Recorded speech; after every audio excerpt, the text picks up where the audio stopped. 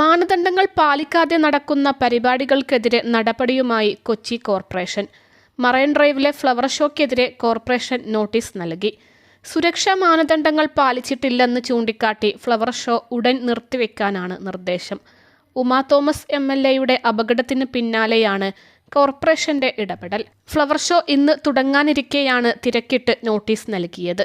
Flower show നാളെ അവസാനിക്കാനിരിക്കെയാണ് corporation ഉണർന്നത്. ഇന്നലെ വൈകിട്ട് പള്ളുരുത്തി സ്വദേശിയായ യുവതിക്ക് ഇവിടെ പ്ലാറ്റ്ഫോമിൽ നിന്ന് വീണ് പരിക്കേറ്റിരുന്നു.